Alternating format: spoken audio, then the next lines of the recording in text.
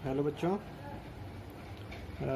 First chapter के कुछ questions करने जो बाकी रह गए थे, उनमें से कुछ क्वेश्चंस आज कंप्लीट करके इस चैप्टर को ख़त्म करते हैं। ठीक है, तो कुछ दो चार क्वेश्चंस तो हमने लास्ट लेक्चर में कर ही लिए थे। अब कुछ और क्वेश्चंस बचे हुए हैं। जैसे कि एक क्वेश्चन आपके सामने है, give reason for the following observation.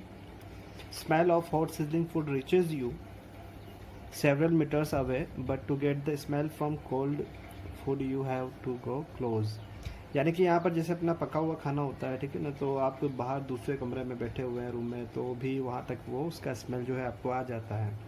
लेकिन वही चीज़ जो है ठंडी, अगर आपकी जैसे मान लीजिए ठंडी कोई भी आपने सब्जी बनाया हुआ है, वो अगर गर्म आप कर रहे हैं तो उसकी जो स्मेल है, वो खुशबू जो है वो दूसरे रूम तक आ जाएगी। लेकिन वही चीज़ अगर ठंडी है तो नहीं पहुंच पाएगी। तो क्या रीज़न है, ऐसा इस क्वेश्चन के अंदर पूछा है।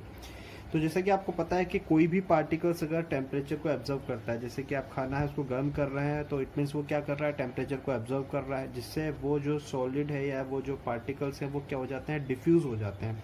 यानी कि उन पार्टिकल्स का टेम्परेचर इंक्रीज हो जाता है, जिसकी वजह से क्या होता है, वो डिफ्यूज़ हो जाते हैं, मतलब पार्टिकल्स जो होते हैं वो स्प्रेड आउट हो जाते हैं। स्प्रेड आउट होने के बाद एयर के साथ वो क्या होते हैं, रेंडमली इधर उधर मूव करने लगते हैं, और उनकी जो स्मेल हुआ करती है वो क्या होती है, दूर चली जाती है, दूर दूर तक चली जाती है। ठीक है ना, तो कहने का मतलब है टेम्परेचर इंक्रीज हुआ, जिसकी वजह से पार्टिकल्स की काइनेटिक एनर्जी इंक्रीज हुई और वो एयर के साथ स्प्रेड हो गए, जिसकी वजह से उसकी स्मेल जो है वो दूर बैठे हुए भी हम तक पहुंच जाती है, जबकि ठंडे खाने में ऐसा नहीं होता है। ठीक है, तो ये सिंपल आंसर है, आप यहाँ से इसको नोट डाउन कर सकते हैं। इसी तरीके से और भी क्वेश्चन आपके मिलेंगे, जैसे कि for any substance why does the temperature remain constant during the change state.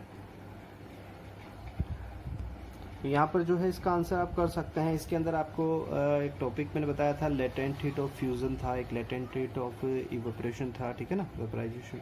तो उससे रिलेटेड ये क्वेश्चन है। जैसे कि आपको पता है आइस जो होता है, आइस जो है उसको एक्सटर्नल हीट की ज़रूरत नहीं होती है, वो सिर्फ एटमॉस्फेरिक हीट को एब्जॉर्व करते हुए अपना फिजिकल स्टेट वो चेंज कर लेता है। ठीक है ना, तो उसी से रिलेटेड ये क्वेश्चन है। और इसके अंदर क्या होता है कि कोई भी फिजिकल स्टेट जब चेंज होता है, जैसे मान लीजिए कि आइस अपना है, आइस जिस टाइम पर लिक्विड में कन्वर्ट हो रहा होता है, तब उन दोनों का जो टेम्परेचर होता है वो क्या होता है, अनचेंज्ड होता है, मतलब टेम्परेचर चेंज नहीं होता है। जैसा सॉलिड फॉर्म की लास्ट स्टेज में हुआ करता है, वही लिक्विड स्टेट की फर्स्ट स्टेज में टेम्परेचर होता है, वो चेंज नहीं होता है। तो ऐसा क्यों होता है, तो आपको यहाँ पर बताया हुआ है, this is because all the heat supplied to increase the temperature is utilised in changing the state by overcoming the force of attraction between the particles.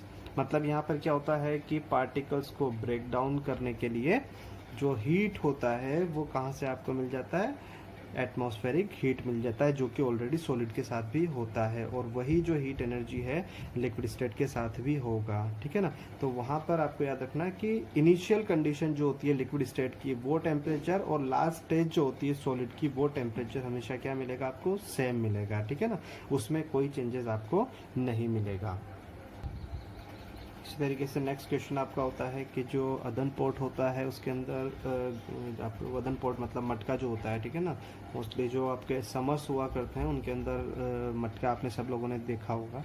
तो उस टाइम पर क्या होता है, पानी उसका अंदर ठंडा होता है, ऐसा क्यों होता है, how does water kept in an earthen pot become cool during summers, क्यों ऐसा होता है। तो बहुत ही सिंपल सा आंसर है कि जो अदन पॉट अपना हुआ करता है उसके अंदर छोटे छोटे पॉट्स होते हैं, टीनी पॉट्स हुआ करते हैं, जो कि हमें नज़र नहीं आते हैं। ठीक है ना, उन पॉट्स से क्या होती है कि सराउंडिंग हीट जो होती है वो कहाँ चली जाती है, पोर्स के थ्रू अंदर जाती है मटके के अंदर, है ना।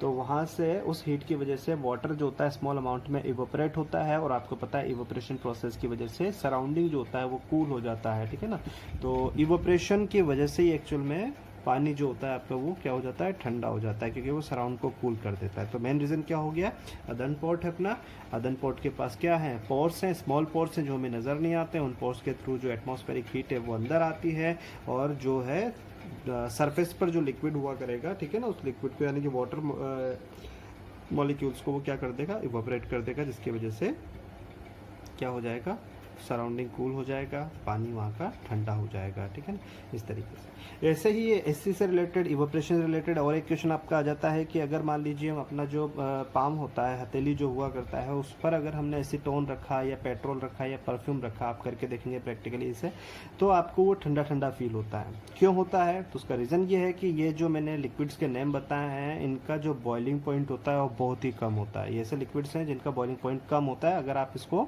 बाहर रखोगे, एटमॉस्फेयर में रखोगे, तो ये अपने आप क्या होने लगेंगे, इवोपरेट होने लगेंगे धीरे धीरे, क्योंकि इनका जो बॉइलिंग पॉइंट होता है वो बिलो रूम टेम्परेचर हुआ करता है। तो वही के इनके ड्रॉप्स अगर आप क्या करेंगे, पाम पर रखेंगे, तो एटमॉस्फेरिक हीट को ये क्या करेंगे, एब्जॉर्ब करेंगे, जिसकी वजह से इवोपरेशन हो जाएगा। और फिर से वही बात, इवोपरेशन है तो वो क्या करेगा, सराउंडिंग को कूल करेगा, जिसकी वजह से हमें कूलनेस फील होती है। तो इसका आंसर आपको यहाँ पर दिया हुआ है, पेट्रोल हुआ, परफ्यूम हुआ और पाम, इट इवोपरेट। क्या होता है, इवोपरेट हो जाता है। क्यों हो जाता है, बिलो मतलब इसका जो टेम्परेचर होता है, यानी कि इसका जो बॉइलिंग पॉइंट होता है वो बिलो रूम टेम्परेचर होता है, इसलिए ये एटमॉस्फेरिक हीट पर इवेपोरेट हो जाता है। इस इवेपोरेशन की वजह से क्या होता है, particles of the liquid absorb energy from the surrounding से, एटमॉस्फेरिक हीट को क्या करेगा, एब्जॉर्ब करेगा, इवेपोरेट हो जाएगा, और उसकी वजह से जो सराउंडिंग है वो क्या हो जाती है, कूल हो जाती है, ठीक है ना। तो इसी वजह से आपको जो पाम है वो वहाँ पर आपको कोल्ड फील हुआ करता है, ठीक है ना। तो ये भी इवेपोरेशन पर ही बेस्ड क्वेश्चन है। तो इस टाइप से दो क्वेश्चन जो है वो इसी इवेपोरेशन से रिलेटेड है। और आपको यहाँ पर नज़र आ रहा है एक क्वेश्चन जो है, why does a desert cooler cool better on a hot ride. Desert cooler आपने देखा होगा, ठीक है ना। तो जितना ज़्यादा गर्म होगा दिन, उतना ही ज़्यादा वो ठंडा कर देता है, ठीक है ना। क्यों कर देता है, तो वही चीज़ इवेपोरेशन है, क्योंकि ड्राई डे यानी कि टेम्परेचर ज़्यादा होना, और टेम्परेचर ज़्यादा होने की वजह से क्या होता है, इवेपोरेशन होता है। जो लिक्विड पानी हम भरते हैं डेजर्ट कूलर के अंदर, पानी जो हम भरते हैं वो क्या होता है, इवेपोरेट होता है। और इवेपोरेशन की वजह से वही जो लिक्विड ड्रॉपलेट्स होते हैं, लिक्विड जो हुआ करते हैं, उनके मॉलिक्यूल्स सराउंड की हीट को एब्जॉर्ब करते हुए सराउंड को क्या कर देते हैं, कूल कर देते हैं। तो इसका भी वही रिलेटेड जो आंसर है वही है, when a liquid evaporates the particles of the liquid absorb energy from the surroundings to compensate the loss of energy during evaporation. This make the surrounding cool, है ना। In a desert cooler the water inside it is made to evaporate, ठीक है। तो वही concept यहाँ पर लग जाता है। क्या होता है, उसके अंदर जो पानी भरा होता है वो इवेपोरेट होता है। This lead to absorption of energy from the surrounding. Evaporate होने के बाद जो वाटर मॉलिक्यूल है वो सराउंडिंग की एनर्जी को क्या कर लेते हैं, एब्जॉर्ब कर लेते हैं, जिसकी वजह से सराउंडिंग क्या होता है, कूल हो जाता है, ठीक है ना। तो वही रीज़न यहाँ पर हो जाता है। ये जो लास्ट क्वेश्चन होता है ये आ जाता है अपना इवेपोरेशन का जो एक कैरेक्टरिस्टिक था सरफेस एरिया वाला, ठीक है ना। तो उससे बेस्ड है ये कि why are we able to sip hot tea और milk faster from a saucer than a cup. समझ रहे हैं क्वेश्चन को, ठीक है ना। तो यहाँ पर जो है मतलब जैसे कप हुआ और एक सोसर हुआ, तो उसमें क्या होता है, सोसर का जो है अगर हम बात करें तो सरफेस एरिया ज़्यादा होता है। सरफेस एरिया ज़्यादा होने की वजह से क्या हो जाएगा, liquid has a larger surface area in a saucer than in a cup. तो इसमें क्या होता है, इवेपोरेट फास्ट होगा, कूलनेस जल्दी आएगी, ठंडा जल्दी होगा, ठीक है ना।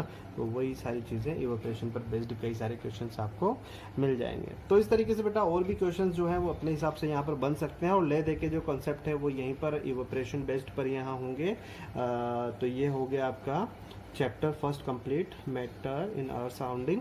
इसके अंदर जो भी सारी चीज़ें हमने पढ़ी उस पर बेस्ड जो क्वेश्चन पॉसिबल हैं वो हमने कर लिए। आंसर किस तरीके से होगा वो यहाँ से आप वीडियो को पॉज करके और यहाँ से नोट डाउन कर सकते हैं आंसर्स को। उसके अलावा जो शॉर्ट आंसर्स होते हैं वो अपने हिसाब से कंसेप्ट आपके क्लियर है, वो शॉर्ट आंसर्स आप दे सकते हैं। और जो भी आपके डाउट्स अगर चैप्टर में हैं तो आप क्लियर कर सकते हैं। इसके बाद मैटर से ही रिलेटेड जो चैप्टर होगा सेकेंड, वो हम आगे डिस्कस करेंगे, जिसके अंदर हम पढ़ेंगे कि जो मैटर होता है वो प्योर है या मिक्सचर हुआ करता है। अगर मिक्सचर है तो किस किस टाइप के मिक्सचर्स हुआ करते हैं, तो टाइप ऑफ मिक्सचर्स हम देखेंगे। उसके अलावा कुछ फिजिकल कैलकुलेशन हम यहाँ उस चैप्टर के अंदर करेंगे, कंसंट्रेशन बेस्ड, ठीक है ना। उसके बाद जो मिक्सचर है अगर है तो उनको सेपरेट किस तरीके से किया जा सकता है, किस टाइप का मिक्सचर होता है और उसको किस तरीके से सेपरेट किया जा सकता है, वो सारी चीज़ें जो है हम नेक्स्ट चैप्टर के अंदर देखेंगे। मैटर से रिलेटेड वो आपका चैप्टर होगा। तो इस चैप्टर में फिलहाल इतना ही और ये कंप्लीट हो चुका है आपका। क्वेश्चंस करें आप,